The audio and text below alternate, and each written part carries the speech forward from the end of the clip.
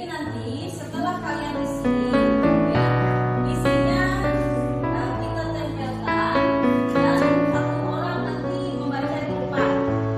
Tapi untuk kalian semua akan dipanggil satu-satu biar teman yang lain mendengar. Apa keinginan misalnya dari Indri, apa keinginan Indri? Berarti Indri harus mematuhi apa yang dia catat, ya. Yang dia sepakati untuk dirinya sendiri. Kemudian kesepakatan kita semua kita jadikan satu. Kesepakatan kita semua itu adalah kesepakatan kelas yang kita yakini untuk kita taati, ya. Sekarang kita mulai. Kalau sudah semua, sudah. Ibu minta kepada Indri apa? Bisa berdiri? Mari kita bersama-sama menjaga kebersihan dan kerapian kelas. Tidak boleh menggunakan jaket sekretariat saat masuk ke dalam kelas. Ya, bagus.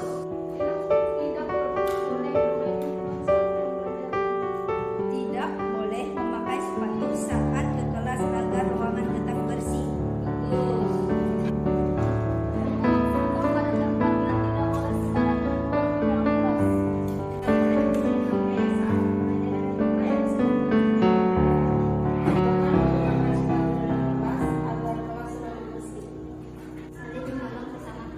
Saling menolong. Kemudian lokal.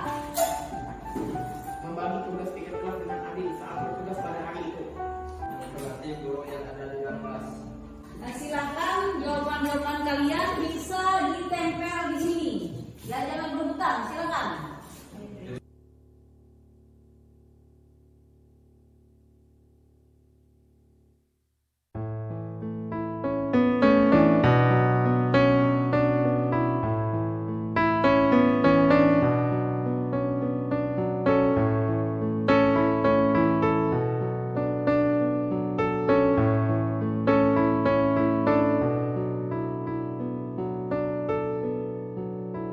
Nah, sekarang ibu minta satu orang untuk membacakan ke depan biar ibu buat kita buat kesimpulan secara bersama-sama.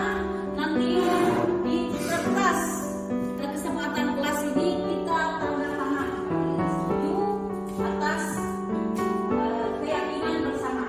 Ya. Ibu minta kepada Korijan bisa ke depan. Mari bersama-sama menjaga kebersihan dan kerapian kelas. Peraturan yang harus dipatuhi di dalam kelas adalah tidak memakai sepatu saat masuk ke dalam kelas agar ruangan tetap bersih. Jangan main HP saat jam pelajaran. Tidak boleh bercanda berlebihan di dalam kelas. Membuang sampah pada tempatnya, tidak boleh sembarangan buang di dalam kelas. Tidak boleh tidur di dalam kelas saat pembelajaran berlangsung. Membagi tugas piket kelas dengan adil saat bertugas pada hari itu. Tidak membuang sampah kelas kertas di dalam laci meja. Tidak boleh tidur di saat jam pembelajaran. Menjaga kebersihan kelas. Tidak boleh bermain handphone saat jam pelajaran. Menghormati guru yang ada di dalam kelas. Tidak boleh bermain HP saat pembelajaran dimulai atau sedang berlangsungnya pembelajaran. Melepas sepatu ketika masuk kelas. Tidak boleh menggunakan jaket sweater saat masuk ke dalam kelas. Mari kita menjaga keindahan dan kebersihan kelas. Saya ingin teman-teman membuang sampah pada tempatnya. Saling menolong sama teman. Jangan menggunakan sepatu dalam kelas agar kelas selalu bersih. Jangan membuang sampah sembarangan sehabis makan jajanan di kelas. Kesepakatan kelas melepas sepatu saat memasuki ruangan kelas agar kebersihannya terjaga. Jangan main HP saat jam pembelajaran. Jagalah kebersihan di dalam kelas. Tidak boleh keluar masuk pada jam pembelajaran di saat guru menjelaskan. Tidak boleh ribut saat di dalam kelas. Tidak boleh berbicara kotor. Berbicaralah yang sopan saat di dalam kelas. Terima kasih. Nah, jadi bisa ibu simpulkan, ya, kesepakatan keyakinan dan kesepakatan kita bersama yang ini akan kita setujui karena ini adalah hasil dari kolaborasi kerjasama kita di dalam mencapai satu keyakinan di dalam kelas. Ya, ibu baca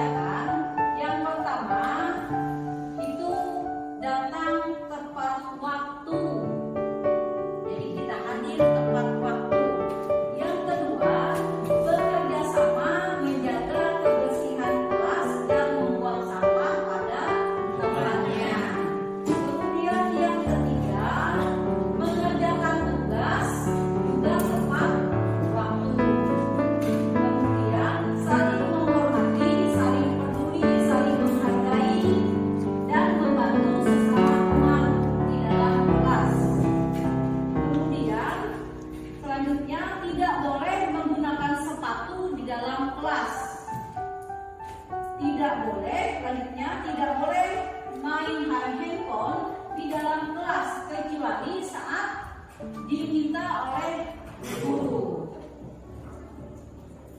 Yang terakhir itu tidak boleh menggunakan jaket dan tidur-tiduran. Tidak boleh menggunakan jaket dan tidur-tiduran di dalam kelas. Ini kita yang nantinya kita sama-sama untuk menandatanganinya. Setuju? Baiklah, untuk keselamatan kelas kita sudah mendapatkan keyakinan kelas untuk kita taati setiap hari. Saya Lesta dari kelas 11 KGSB. Refleksi dari keyakinan kelas yang sudah dibuat bersama-sama. Yang pertama, kelas terasa bersih, aman, dan nyaman. Yang kedua, suasana belajar lebih tertib dan menyenangkan. 3. Tidak ada yang terlambat saat jam pembelajaran dan mengerjakan tugas tepat waktu. 4. Terjalin rasa toleransi dan kepedulian sesama. Terima kasih. Assalamualaikum warahmatullahi wabarakatuh. Waalaikumsalam. Selamat pagi dan salam sejahtera untuk kita semua. Baiklah, pada pagi yang cerah ini saya akan menyampaikan presentasi mengenai budaya positif yang akan dan sudah dilaksanakan di sekolah ini. Saya sudah dikirim dari beberapa sekolah untuk menyampaikan kepada wali kelas. Jadi saya akan presentasi mengenai budaya positif karena ini merupakan tugas kami sebagai calon guru penggerak angkatan 6. Baiklah, untuk budaya positif dalam modul ini yang dimaksud dengan budaya positif di sekolah itu adalah nilai-nilai keyakinan dan kebiasaan-kebiasaan di sekolah yang berpihak pada murid agar murid dapat berkembang menjadi pribadi yang kritis, penuh hormat, bertanggung jawab. Di mana di dalam mewujudkan budaya positif ini, guru memegang peranan sentral. Guru perlu memahami posisi apa yang tepat untuk mewujudkan budaya positif baik di lingkungan kelas maupun di lingkungan sekolah. Selain itu, pemahaman akan disiplin positif juga diperlukan karena sebagai pamong, guru diharapkan dapat menuntun murid untuk menjadi pribadi yang bertanggung jawab. Oleh karena itu, selanjutnya kita akan mempelajari dua konsep. Yang pertama, posisi kontrol guru dan disiplin positif yang menjadi landasan dari budaya positif.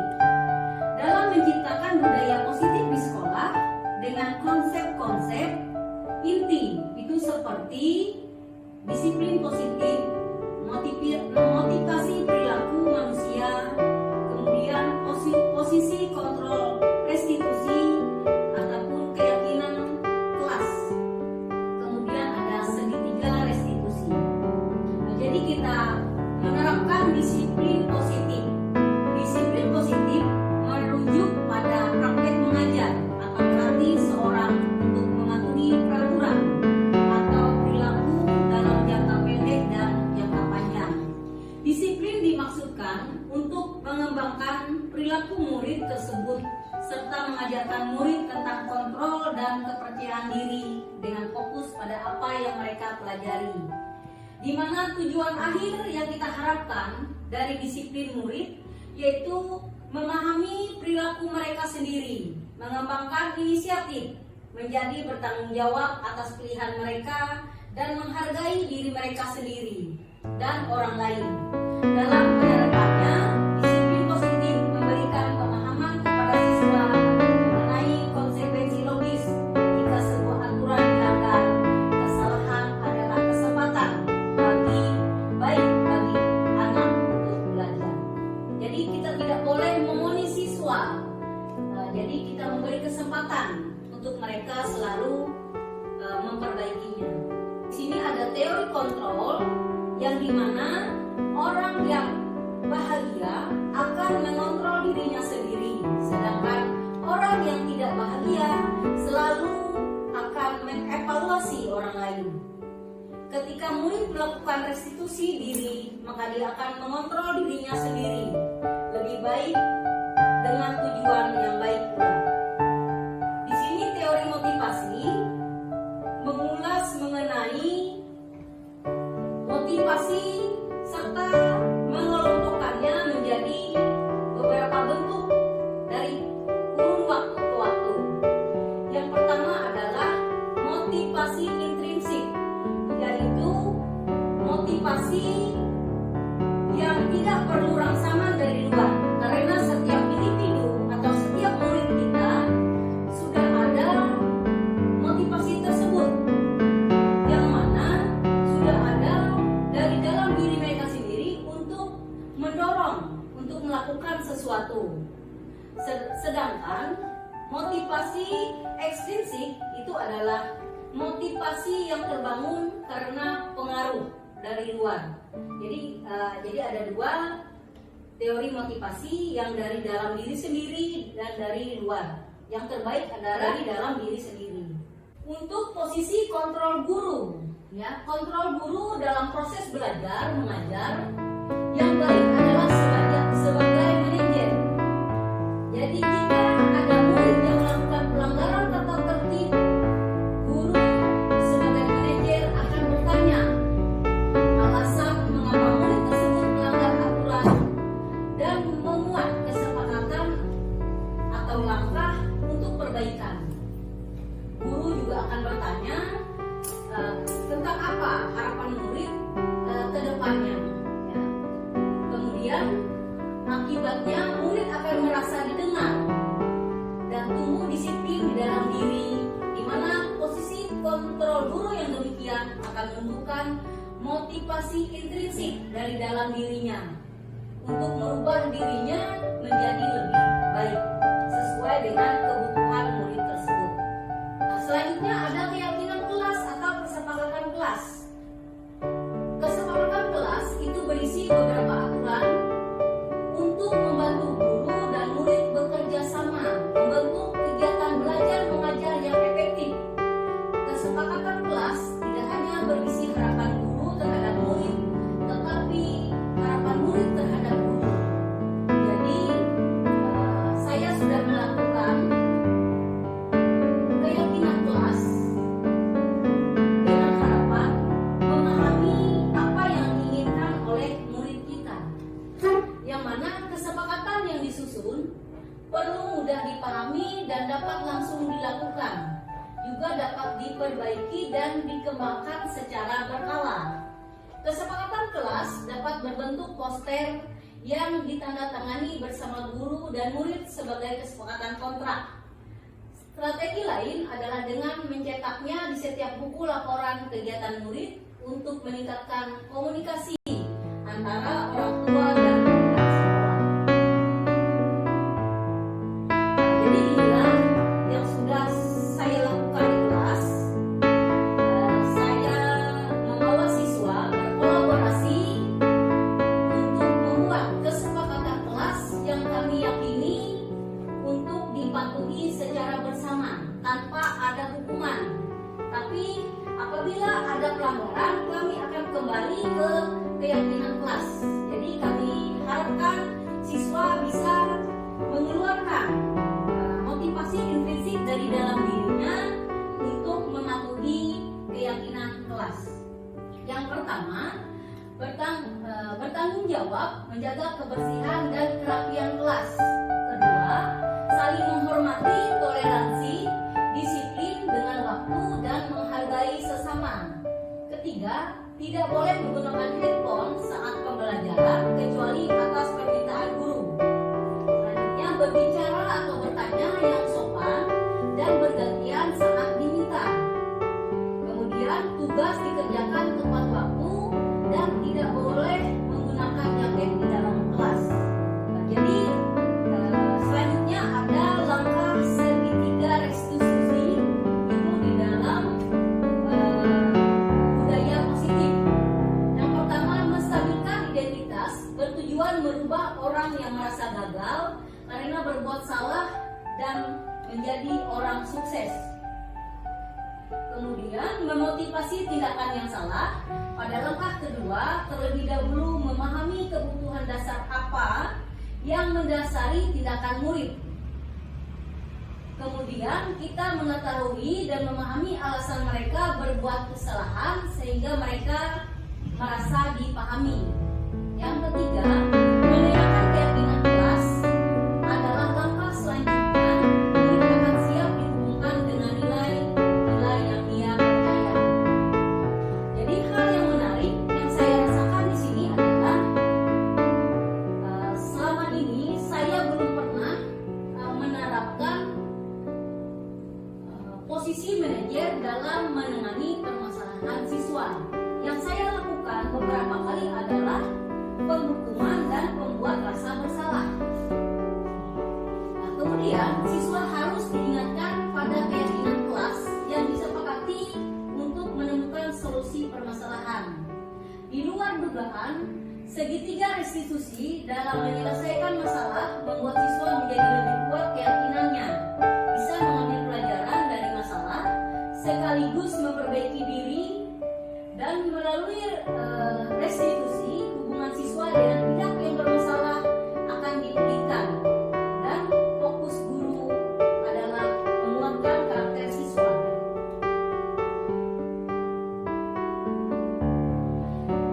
Jadi ini perubahan cara berpikir saya setelah mempelajari budaya positif. Yang pertama, melakukan posisi kontrol yang paling baik yaitu manajer. Kita berusaha tidak menghukum, tidak membuat siswa bersalah, kemudian tidak menjadi pemantau, kemudian kita akan menjadi manajer. Itu adalah tugas seorang guru. Kemudian yang kedua, membuat kesepakatan kelas. Yang ketiga, menerapkan keyakinan kelas secara konsisten di setiap kelas. Jadi berusaha berawal dari satu kelas, kemudian ke kelas yang lain akan diterapkan. Kemudian menerapkan budaya disiplin positif.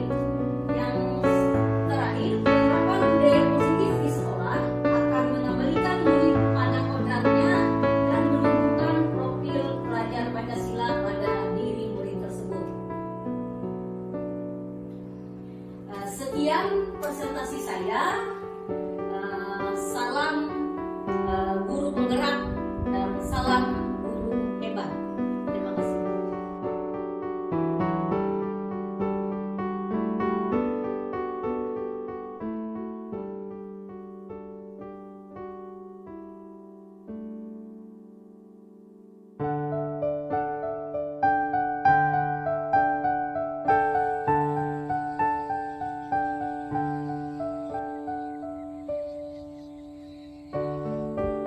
Ibu akan membagi hanya dalam kelompok, kemudian ada tugas.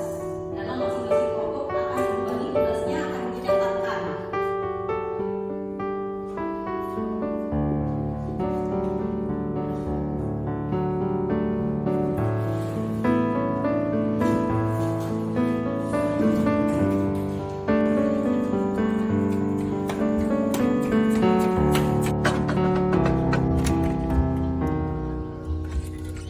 Kerasnya ini ada apa nih?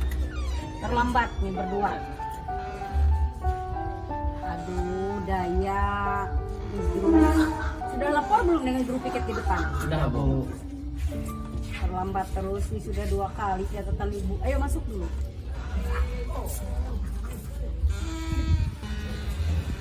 Tolong nanti yang terlambat Idrus dengan Daya setelah selesai pembelajaran menunggu ya di ruang guru.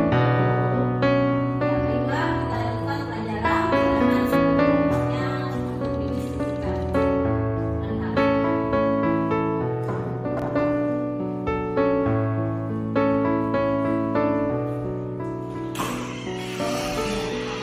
Idrus, ayo masuk.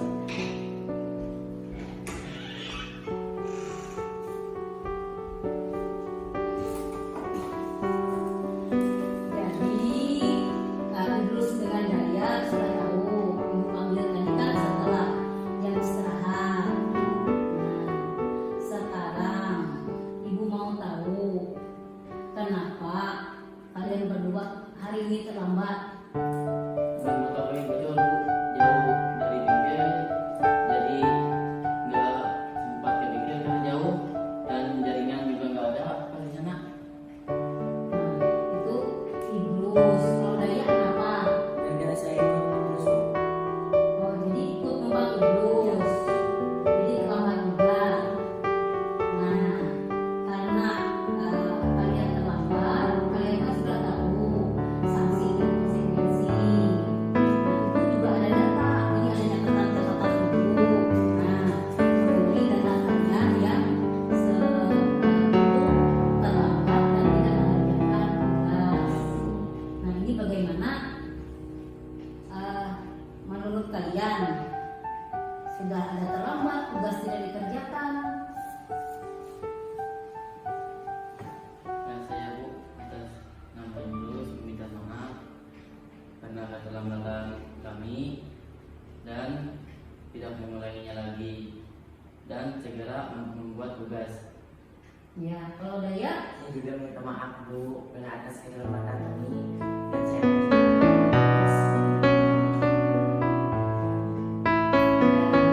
kalau sudah berjanji, tolong ditepati, jangan sampai terlambat lagi. Jadi lain kali cepat ke sekolah, jangan sampai terlambat ya. Sudah ya.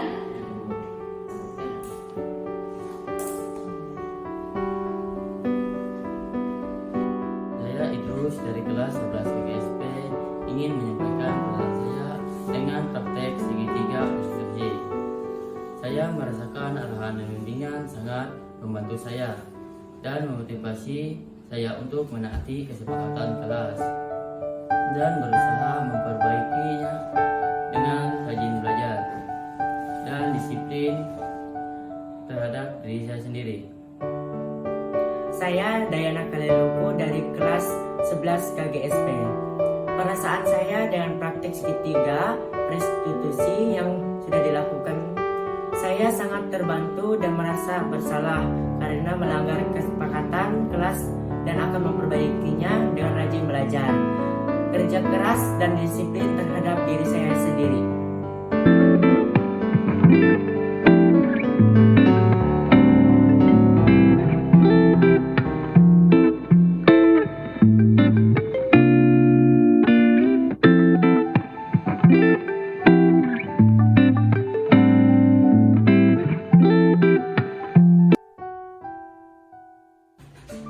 Assalamualaikum Bu.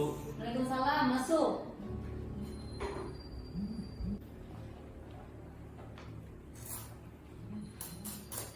Olijan. Kemarin hari Kamis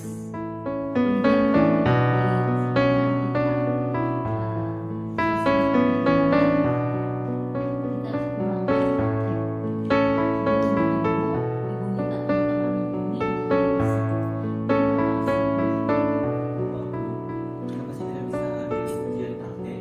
Berhubung orang tua saya sakit Bu, jadi saya nggak bisa turun seperti biasa. kenapa tidak menghubungi ibu memberitahu? Masalahnya jaringan di desa saya nggak ada. Oke, itu. Lalu bagaimana pengujian? Kita kan pulang praktek nih, pengujian belum ada nilai.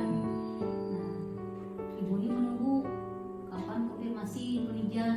Nah, sesuai keyakinan kesepakatan kelas kita. Diusahakan Bu, saya bisa praktek ujian sendiri. Ujian sendiri. Oh ya, nanti ibu atur tempatnya untuk praktek pengujian, lanjutkan pekerjaan teman-temannya ya, sambil mengawasi hari apa pengujian di sana. Sama hari Kamis. Kamis depan. Baiklah, kalau penelitian sudah menyepakati itu, kemudian penelitian bisa kembali ke kelas.